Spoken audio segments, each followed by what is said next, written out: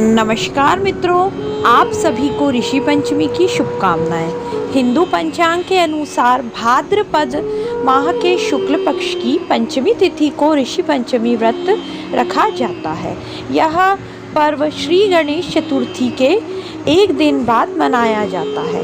इस साल ऋषि पंचमी का यह पर्व 20 सितंबर को मनाया जाएगा। मान्यता के अनुसार यह दिन विशेष रूप से भारत के ऋषियों का सम्मान करने के लिए समर्पित है।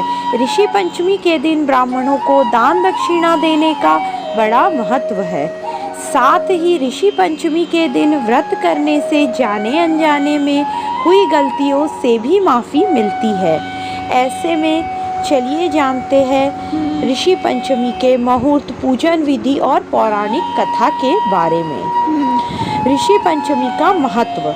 ऋषि पंचमी का दिन मुख्य रूप से सप्त ऋषियों को समर्पित है। धार्मिक कथाओं के अनुसार ये 7 ऋषि वशिष्ठ, कश्यप, आत्रि, जमदग्नि, गौतम, विश्वामित्र और भारद्वाज। साथ ही मान्यता है इस दिन गंगा में स्नान करने से सभी प्रकार के पापों से मुक्ति मिल जाती है और सप्त ऋषियों का आशीर्वाद भी प्राप्त होता है। ऋषि पंचमी का मुहूर्त। पंचांग के अनुसार पंचमी तिथि की शुरुआत 19 सितंबर दिन मंगलवार को दोपहर 1:43 से होगी। इस तिथि का समापन 20 सितंबर दोपहर 2:16 पर होगा। उदया तिथि के अनुसार ऋषि पंचमी का यह व्रत 20 सितंबर को रखा जाएगा। ऋषि पंचमी की पूजा का मुहूर्त रहेगा सुबह 11:19 से 1:45 तक। ऋषि पंचमी की व्रत विधि। 20 सितंबर को ऋषि पंचमी वाले दिन सुबह जल्दी उठकर स्नान आदि से निवृत्त हो जाए। इसके बाद घर और मंदिर की सफाई करें। इसके बाद पूजन की सामग्री जैसे धूप, दीप, फूल, घी, पंचामृत आदि एकत्रित कर चौकी पर पीला या लाल वस्त्र बिछाए। चौकी पर सप्त ऋषि की तस्वीर रखें। आप चाहे तो इस दिन अपने गुरु की तस्वीर भी स्थापित कर सकते हैं। अब उनका पूजन करें। उन्हें फूल, फल और नैवेद्य आदि अर्पित करते हुए अपनी गलतियों के लिए क्षमा याचना करें। इसके बाद आरती करें और प्रसाद सभी में वितरित करें।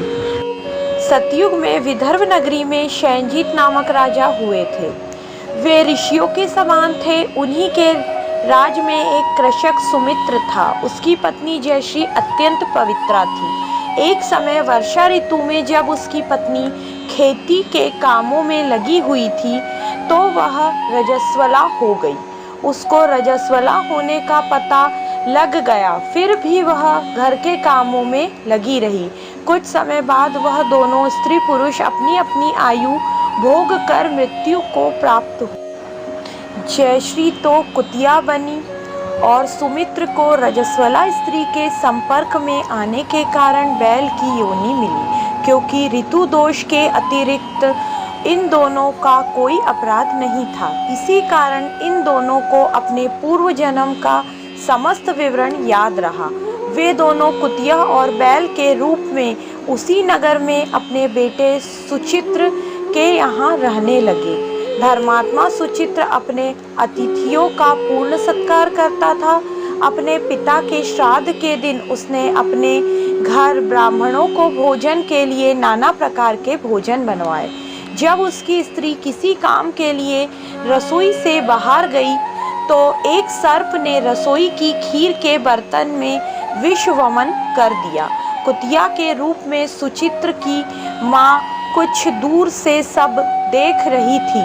पुत्र की बहू के आने पर उसने पुत्र को ब्रह्म हत्या के पाप से बचाने के लिए उस बर्तन में मुंह डाल दिया। सुचित्र की पत्नी चंद्रवती से कुतिया का यह कृत्य देखा न गया और उसने चूल्हे में से जलती लकड़ी निकालकर कुतिया को मारी। बेचारी कुतिया मार खाकर इधर उधर भागने लगी।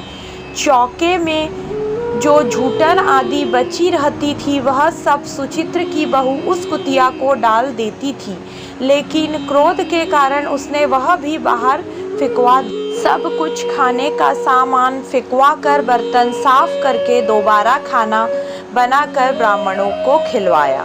रात्रि के समय भूख से व्याकुल होकर वह कुतिया बैल के रूप में रह रहे अपने पूर्व पति के पास आकर बोली, हे स्वामी, आज तो मैं भूख से मरी जा रही हूँ। वैसे तो मेरा पुत्र मुझे रोज खाने को देता था, लेकिन आज मुझे कुछ नहीं मिला। सांप के विष वाले खीर के बर्तन को अनेक ब्रह्म हत्याओं के भय से छूकर उनके न खाने योग्य कर दिया था। इसी कारण उसकी बहू ने मुझे मारा और खाने को कुछ भी नहीं दिया। तब वह बैल बोला, हे भद्रे, तेरे पापों के कारण तो मैं भी इस योनि में आ पड़ा हूँ और आज बोझा ढोते ढोते मेरी कमर टूट गई। आज मैं भी खेत में दिन भर हल में जुता रहा। मेरे पुत्र ने आज मुझे भी भोजन नहीं दिया, मुझे मारा भी। मुझे इस प्रकार कष्ट देकर उसने इस श्राद्ध को निष्फल कर दिया। अपने माता पिता की इन बातों को सुचित्र सुन रहा था। उसने उसी समय दोनों को भर पेट भोजन कराया और फिर उनके दुख में दुखी होकर वन की ओर चला गया। वन में जाकर ऋषियों से पूछा कि मेरे माता पिता किन कर्मों के कारण इन नीची योनि को प्राप्त हुए हैं और अब किस प्रकार से उनको छुटकारा मिल सकता है। तब सर्वतमा ऋषि बोले, तुम इनकी मुक्ति के लिए पत्नी सहित ऋषि पंचमी का व्रत धारण करो तथा उसका फल अपने माता पिता को दो। भाद्रपद महीने की शुक्ल पंचमी को मुख शुद्ध करके मध्यमाह में नदी के पवित्र जल में स्नान करना, नए रेशमी कपड़े पहनकर अरुधति सहित सप्त ऋषियों का पूजन करना। इतना सुनकर सुचित्र अपने घर लौट आया और अपनी पत्नी सहित विधि विधान से पूजन व्रत किया। उसके पुण्य से माता पिता दोनों पशु योनि से मुक्त हो गए। इसलिए जो महिला श्रद्धापूर्वक ऋषि पंचमी का व्रत करती है वह समस्त सांसारिक सुखों को भोग कर वैकुंठ को जाती है। ऋषि पंचमी में कही जाने वाली यह एक दूसरी पौराणिक कथा। एक समय राजा सिताशव धर्म का अर्थ जानने की इच्छा से ब्रह्मा जी के पास गए और उनके चरणों में शीश नवाकर बोले, हे आदिदेव, आप समस्त धर्मों के प्रवर्तक और गुण धर्मों को जानने वाले हैं। आपके श्रीमुख से धर्म चर्चा श्रवण कर मन को आत्मिक शांति मिलती है, भगवान के चरण कमलों में प्रीति बढ़ती है। वैसे तो अपने मुझे नाना प्रकार के व्रतों के बारे में उपदेश दिए हैं। अब मैं आपके मुखारविंद से उस श्रेष्ठ व्रत को सुनना की अभिलाषा रखता हूँ, जिसके कारण से प्राणियों के समस्त पापों का नाश होता है। राजा के वचन सुनकर ब्रह्मा जी ने कहा, हे श्रेष्ठ, तुम्हारा प्रश्न अति उत्तम है और धर्म में प्रीति बढ़ाने वाला है। मैं तुमको समस्त पापों को नष्ट करने वाला सर्वोत्तम व्रत के बारे में बताता हूँ। यह ऋषि पंचमी के नाम से जाना जाता है और इस व्रत को करने वाली प्राणी के अपने समस्त पापों से सहज छुटकारा पा लेता है।